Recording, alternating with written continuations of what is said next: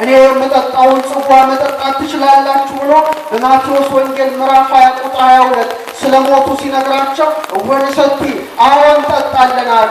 በእውነት እውነት ሊሆን ለመጀመሪያ ጊዜ የሰማዕትነትን ጽዋ የጠጣ ማን ነው? ያዕቆብ ነው። የሐዋርያት ሥራ ምዕራፍ 12 ቁጥር 2 ላይ ሄሮድስ አንገቱን በሰይፍ አሰይፎታል። ታቦር ተራራ ላይ ክብርን የቀመሰ ያዕቆብ እንደገና በሄሮድስ አማካይነት የሰማዕትነትን ጽዋ ቀምሷል። ስለዚህ ሁለተኛው ምስጢር በፍቅር በጣም ይወዱት ስለነበረ መርጧቸዋል። ሶስተኛው ታላላቅ ሊቃውንት እንዳስተማሩት ስንት ሐዋርያት ብቻ ናቸው የወጡት? 3 ናቸው። ለምሳሌ ክርስቶስ ሲወለድ እጅ መንሻ ስጦታ ያቀረቡ ስንት ነገሥታት ናቸው? 3 ናቸው። ወርቅ፣ ዕጣን፣ ከርቤ ያቀርበዋል። ትውልደ ሴምን፣ ትውልደ ካምን፣ ትውልደ ያፌትን ወክለው ጌታችን የክብር ባለቤት ጴጥሮስን ትውልደ ሴምን፣ ያዕቆብን ትውልደ ካምን፣ እንደገና ዮሐንስን ትውልደ ያፌትን እንዲወክሉ መላውን የሰው ዘር የሚገዛው ማን ነው? ኢየሱስ ክርስቶስ ነው።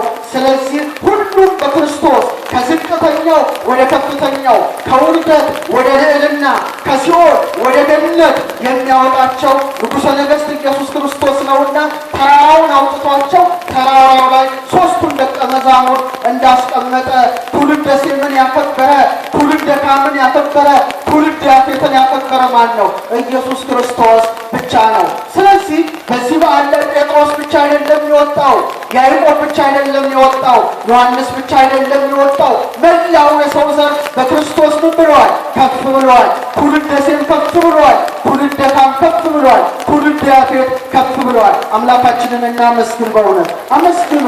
ከፍ አደረገ። አራተኛው ምስጢር ምስክር በምን ይጸናል? በ3 ይጸናል። በተለይ በመጽሐፍ ላይ ዘዳግም 19:15 በ2 ምስክሮች ወይም በ3 ምስክሮች ነገር ይጸናል ብሎ ማን አስተማረ? ክርስቶስ አስተማረ። ስለዚህ የታቦር መገለጥ አንድ ነቢይ ያየው ራእይ አይደለም፣ አንድ ሐዋርያ የተመለከተው ራእይ አይደለም። 3ቱም በአንድ ላይ ይሄን ታላቅ ምስጢር ምን አደረጉ? ተመለከቱ። ቁጥራቸው ስንት ነው? 3 ሆነው ምስጢረ ሥላሴን የተመለከቱት። ለምሳሌ የምወደው ልጅ ይሄ ነው ያለው ማን ነው? እግዚአብሔር አብ ነው አይደለም? ክብሩን የገለጠው ማን ነው? እግዚአብሔር ወልድ ክርስቶስ ነው። በብሩህ ደመና የሸፈነው ማን ነው? መንፈስ ቅዱስ ነው። ስለዚህ ምስጢረ ሥላሴ ታቦር ላይ ሊገለጽ እግዚአብሔር ባወቀ ያደረገው ስለሆነ ስንት ሐዋርያት ብቻ ተመረጡ? 3 ሐዋርያት ብቻ ተመርጠዋል። ሌላው አምስተኛው ምስጢር መተርጉማን ሲያስቀምጡት እግዚአብሔር 3 ነገሮችን ሰጥቷል። ምንን? እምነትን፣ ተስፋን፣ ፍቅርን ለሰው ሰጥቷል። እነዚህ 3ቱ ማይለያዩ ናቸው። ጴጥሮስ ሃይማኖትን ይወክላል። ያዕቆብ ተስፋን ይወክላል። ዮሐንስ ደግሞ ምንን ይወክላል? ፍቅርን ይወክላል። ከቃሉ ጋር ናቸው። እግዚአብሔር ከሁላችን ጋር ይሁን። አሚን። ተስፋን ፍቅርን ሊወክሉ 3ቱን መርጧቸዋል። ጴጥሮስ አሚንን እምነትን መወከሉ ለምንድን ነው? መና ይብልዎ ሰብእ ለወልደ እጓለ እመሕያው ሰውን የሰዎች ልጆች ማን ይሉታል ሲሉ ቀድሞ ምን አለ? አንተ ውእቱ ክርስቶስ ወልደ እግዚአብሔር ሕያው፣ አንተ የሕያው እግዚአብሔር ልጅ ማን ነህ አለው? ክርስቶስ ነህ አለው። ጌታ ደግሞ ምን አለ? አንተ መሰረት ነህ አለ። ይሄን ምስጢር ሰማያዊ አባቴ ገልጾልሃል እንዳለው የሰማያዊ አባቱን ድምፅ እንዲሰማ ጴጥሮስ ተመርጧል። አሚንን ወክሏል። ያዕቆብ ደግሞ ተስፋን ይወክላል። ተስፋ ያልያዙትን እንደያዙት እንደምታደርግ ሁሉ ለመጀመሪያ ጊዜ ተስፋ ሰማዕትነትን ከሐዋርያት መካከል የተቀበለ ማን ነው? ያዕቆብ ነው። ዮሐንስ ደግሞ ምንን ይወክላል? ፍቅርን ይወክላል። እስቲ በሉ ፍቅርን ይወክላል። እስከ እግረ መስቀል ድረስ የሄደ ነው። ስለዚህ አሚን፣ ተስፋ፣ ፍቅር ገንዘቦቹ ስለሆኑ የእምነት ምሳሌ ጴጥሮስን፣ የተስፋ ምሳሌ ያዕቆብን፣ የፍቅር ምሳሌ ዮሐንስን ይዞ ወደ ተራራው ወጣ። አወጣቸው ይላል። እስቲ በሉ ድገሙት እስቲ። ወጡ አይልም፣ አወጣቸው ነው የሚለው። መሪው ማን ነው? ክርስቶስ ነው።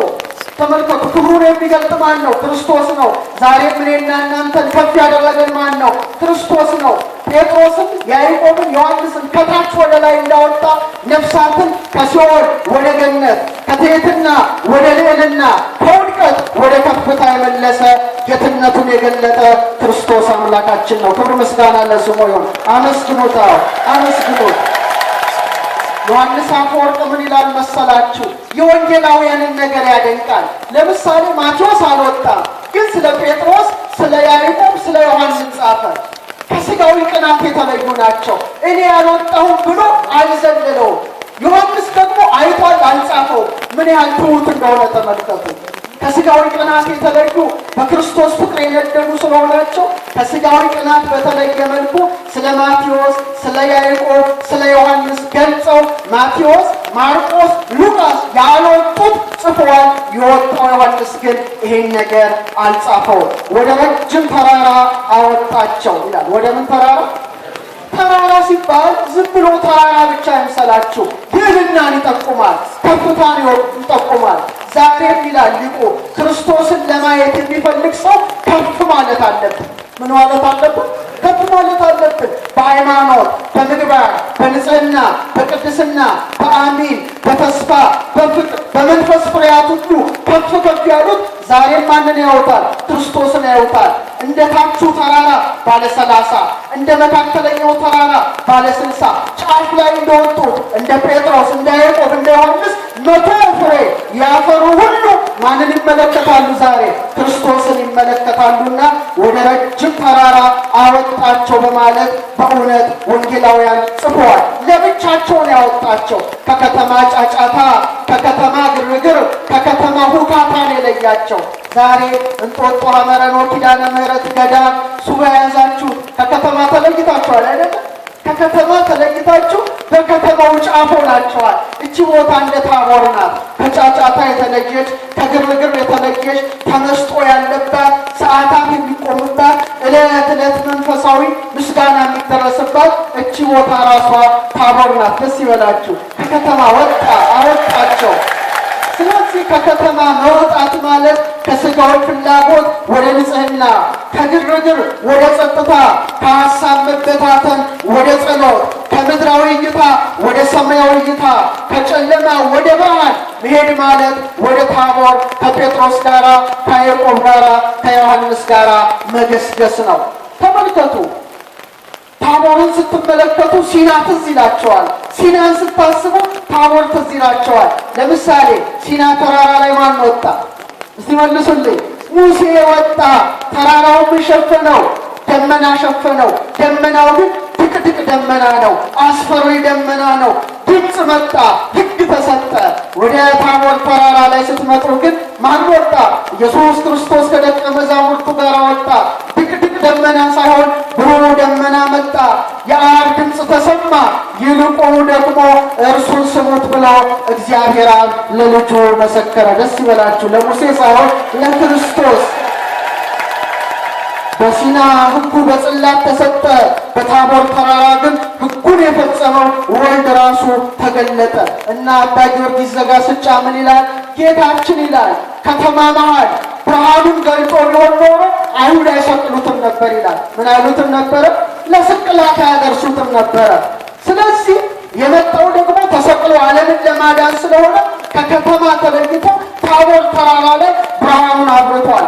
ሐዋርያትንም አስጠንቅቋል። ለማንም እንዳትነግሩ አላቸው። ለማንም እንዳትነግሩ ይላቸዋል። ቀጥሎ ምን ይላል? በፊታቸው ተለወጠ፣ ፊቱም እንደ ፀሐይ በራ፣ ልብሱም እንደ ብርሃን ነጭ ሆነ ይላል። ደስ ይላል አምላካችን። ወተወለጠ አርአያሁ በቅድሜሆሙ፣ መልኩ በፊታቸው ተለወጠ። እስቲ ይህን ምስጢር ትንሽ ልንገራችሁ። ይሄን ምንባብ የሚያነብ ሰው ግራ ሊጋባ ይችላል። ቅዱስ ሳዊሮስ ምን አለ?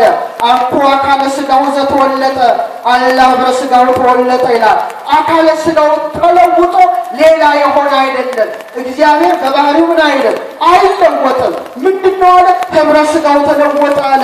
ይልቁኑ ደግሞ ደቀ መዛሙርቱ ማየት እስከማይችሉ ድረስ 3 ክንድ ከስንዝር ቁመቱ ሙሉ በሙሉ ምን ሆነ? ብርሃን ሆነ። ክብር ምስጋና ለአምላካችን ይሁን። ብርሃን ሆነ። ማይለወጥ ነው። ወእምድኅረ ውላጤ መጽእ ካልዕ ውላጤ እንዳለው ያለ አይደለም አሉ ሊቃውንት። 3 ክንድ ከስንዝር ቁመቱ ሙሉ በሙሉ ብርሃን ሆኗል። በታቦር የታየው ከቅድስት ድንግል የተወለደው በዮርዳኖስ የተጠመቀው ወንጌል ያስተማረው ሕሙማንን የፈወሰው ማን ነው? ራሱ ኢየሱስ ክርስቶስ ነው። መለወጥ የለበትም። ወአብርሃ ገጹ ከመ ፀሐይ፣ ፊቱ እንደ ፀሐይ አበራ። ፊቱ እንደ ፀሐይ አበራ። ለምን? ራሱ ፀሐይ ነው። ራሱ ምንድን ነው? የፀሐይ ፈጣሪ ነው። እውነተኛው ፀሐይ ነው። ክርስቲያኖች፣ ወንጌላዊ ማቴዎስ ቃል አጣ። የመጨረሻው ደማቋ ብርሃን ማናት? ፀሐይ ናት። ከፀሐይ የበለጠ ብርሃን ስለሌለ ቢቸግረው ከመፀሐይ እንደ ፀሐይ አበራ አለ። ምክንያቱም መግለጽ አይችልም። አነ ውእቱ ብርሃኑ ለዓለም፣ የዓለም ብርሃን ማነኝ አለ? እኔ ነኝ አለ። እውነተኛው ፀሐይ ማን ነው? እስቲ በአንድ ላይ ፀሐይ ዘኢያዕረብ የተባለ የማይጠልቀው ፀሐይ ማን ነው? መድኃኔ ዓለም ክርስቶስ ነው። አይደለም እንዴ? ፀሐይ በስንተኛው ዕለት ተፈጠረ? በአራተኛው ዕለት ተፈጠረ። እሁድ፣ ሰኞ፣ ማክሰኞ፣ ረቡዕ በአራተኛው ቀን ፀሐይ እንደተፈጠረ የኔና የእናንተ ፀሐይ መድኃኔ ዓለም ክርስቶስ በአራተኛው ነገድ በስምዖን በአራተኛው ክፍለ ዘመን በነገደ ይሁዳ ከአማናዊት ምስራቅ አብርቶ በቤተልሔም ታየ። ክብር ምስጋና ለስሙ። ፀሐዩ ክርስቶስ ነው። ፀሐዩ ክርስቶስ ነው። በእውነት የሙሴ ፊቱ አብርቷል። ነገር ግን የሙሴ ብርሃን የጸጋ ብርሃን ነው። የክርስቶስ ብርሃን ደግሞ ምንድን ነው? የራሱ ብርሃን ነው። ሙሴ የተሰጠው ነው። ክርስቶስ ደግሞ ብርሃኑ የማን ነው? የራሱ ብርሃን ነው። ሙሴ የሲና ተራራ ላይ ብርሃንን ምን ሆነ? ከአብ ተቀበለ። ክርስቶስ ግን የራሱን ብርሃን ገለጠ። በዮሐንስ ራእይ ላይ ምን ይላል? ፊቱ በኃይል እንደምትበራ ፀሐይ ነበረ ይላል። የኔና የእናንተ ጌታ ፊቱ እንደ ፀሐይ አብርቶ ለደቀ መዛሙርቱ እንደተገለጠ ዛሬም ለኔና ለእናንተ ብርሃነ ረድኤቱን እንዲያበራልን አመስግኑት። በእውነት አመስግኑት። አዎ ጻድቃን በአባታቸው መንግስት እንደ ፀሐይ ያበራሉ ያለ የኔና የእናንተ ጌታ ክርስቶስ በእውነት ብርሃኑን አበራ። ያን ጊዜ ሙሴና ኤልያስ መጡ። ማንና ማን? ሙሴና ኤልያስ። በጣም ይገርማል። ሙሴና ኤልያስ ለምንድን ነው የመጡት? እንግዲህ ብዙ ነቢያት አሉ፣ ብዙ አበው አሉ፣ እነ አብርሃም፣ እነ ይስሐቅ፣ እነ ያዕቆብ፣ እነ ሄኖክ፣ እነ ዕዝራ ወዘተርፈ። ነገር ግን ሁለቱ የተመረጡበት ምክንያት ምንድን ነው? በፊልጶስ ቂሳርያ የማቴዎስ ወንጌል ምዕራፍ 16 ቁጥር 13 ላይ የሰውን ልጅ ሰዎች ማን ይሉታል ብሎ በጠየቃቸው ጊዜ አንዳንዶቹ መጥምቁ ዮሐንስ ነው ይለዋል፣ አንዳንዶቹ ኤልያስ ነው ይለዋል፣ አንዳንዶቹ ከነቢያት አንዱ ነው ይለዋል ይሉታል። እናንተ ማን ትሉኛላችሁ አለ። ጴጥሮስ ምን አለ? አንተ በሉ እስቲ ክርስቶስ የእግዚአብሔር ልጅ ነህ። ስለዚህ ወይም አንኳሩ ነቢያት ወይ ሙሴ ልትሆን ትችላለህ፣ ወይ ኤልያስ ልትሆን ትችላለህ ሰው የሚለውን ነው። እሱ ግን በእውነት ሙሴ አይደለም፣ እሱ ግን ኤልያስ አይደለም። ይልቁኑ የማን ጌታ ነው? የሙሴ ጌታ ነው። የኤልያስ ፈጣሪ ነውና ሙሴንና ኤልያስን ይዞ መጣ። ክርስቶስ እንደ ሙሴ ሕግ ተቀባይ አይደለም። ክርስቶስ ሕግ ሰጪ ነው። ክርስቶስ እንደ ኤልያስ አገልጋይ አይደለም። ክርስቶስ ራሱ ጌታ ነው። ክብር ምስጋና ለስሙ። የሙሴ ጌታ የኤልያስ ጌታ እንጂ እኔ ኤልያስ እኔ ሙሴ አይደለሁም ሲል ሙሴና ኤልያስን አምጥቷል። ሌላው ሊቃውንት እንደሚያስተምሩት ሙሴ ሞቷል። ኤልያስ ደግሞ ሞትን ሲያይ በእሳት ሰረገላ ተነጥቋል። ኢየሱስ ክርስቶስ ከሞተው ሙሴን ከተሰወረው ኤልያስን ማምጣቱ ሙታንንም ሕያዋንም የሚገዛቸው ማነኝ ሲል ነው። ስለዚህ ኢየሱስ ክርስቶስ ጌታችን የሙታን ጌታ ነው። ኢየሱስ ክርስቶስ ንጉሳችን የሕያዋን ጌታ ነውና እግዚአ ሕያዋን ወሙታን የሕያዋንም የሙታንም ገዥ ነኝ ሲል ጴጥሮስን ያዕቆብን ዮሐንስን ይዞ እንደመጣ ከነቢያት ሙሴንና ኤልያስን ይዞ መጥቷል። አራተኛው ሙሴ አግብቷል አይደል እንዴ? ወልደዋል። ኤልያስ ደግሞ ምንድን ነው? ድንግል ነው። ተመልከቱ። ታቦር ተራራ የመንግስተ ሰማያት ምሳሌ ናት። ኤልያስን ብቻ ይዞ ቢመጣ አይ መንግስተ ሰማያት ለደናግል እንጂ ላገቡት አትሆንም ትባል ነበረ። ሙሴን ብቻ ይዞ ቢመጣ መንግስተ ሰማያት ላገቡት እንጂ ለወለዱት አትባልም ነበረ። ሁለቱንም ይዞ በመምጣት መንግስተ ሰማያት ደናግልም ያገቡትም እንደሚወርሱ አመለከተ። ይሄ ትልቁ ምስጢር ነው። ሌላው ሁለቱም ተራራ ላይ ነበሩ። ሙሴ ምን ተራራ ላይ ወጥቷል? ሲና። እስቲ በሉ ኤልያስስ የት ወጥቷል? ኮሬብ ተራራ ወጥቷል። ክርስቶስስ ታቦር ተራራ ላይ ነበረ። ስለዚህ በሲናና በኮሬብ በረድኤት የተገለጠው እግዚአብሔር ወልድ ሥጋን ተወልዶ በአካል ለሙሴ በአካል ለኤልያስ የተገለጠበት ታላቅ የመገለጥ በዓል እንኳን አደረሳችሁ። እውነት በጣም ደስ ይላል። ሌላው ስድስተኛው ምስጢር ሙሴና ኤልያስ በጾም ይታወቃሉ። ሙሴ ሲና ላይ 40 መዓልት 40 ሌሊት ጾመ። ኤልያስ ደግሞ ኮሬብ ላይ ስንት ቀን ጾመ? 40 ቀን 40 ሌሊት ጾመ። ክርስቶስ ጌታቸው ደግሞ ቆሮንቶስ ላይ ስንት መዓልት ጾመ? ስንት ሌሊት ጾመ? 40 መዓልት 40 ሌሊት ጾመ። ስለዚህ ሁለቱም አገልጋዮች በጣም የሚስማሙ በመሆናቸው ጴጥሮስንና ያዕቆብን ዮሐንስን ይዞ እንደሄደ በተመሳሳይ መልኩ ከነቢያት ሙሴንና ኤልያስን ይዞ ሄደ።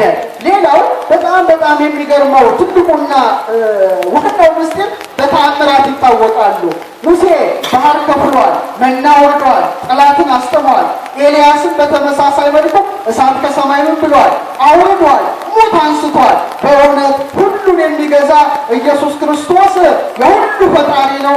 ሙሴም ተአምር ቢያደርግ ኤልያስም ተአምር ቢያደርግ በእግዚአብሔር ስልጣን ሲሆን ኢየሱስ ክርስቶስ ደግሞ በስልጣኑ ስለሆነ ኤልያስንና ሙሴን ይዞ መጥቷል። ሌላው ሁለቱም ነገስታትን ገስጸዋል። ለምሳሌ ሙሴ ፈርዖንን ገስጿል፣ አልገሰጸም? ገስጿል። ኤልያስ ደግሞ አክዓብን ገስጿል። ኢየሱስ ክርስቶስ ጌታቸው ደግሞ በአክዓብና በፈርዖን የተመሰለ ዲያብሎስን ገሰጸው። ክብር ምስጋና ለስሙ ይሁን። ይሄ ትልቁ ምስጢር ነው። ሌላው ሁለቱም መከራና ስደት አይተዋል። ለምሳሌ ሙሴ ከፈርዖን ፊት ሸሽቷል፣ ኮብልሏል።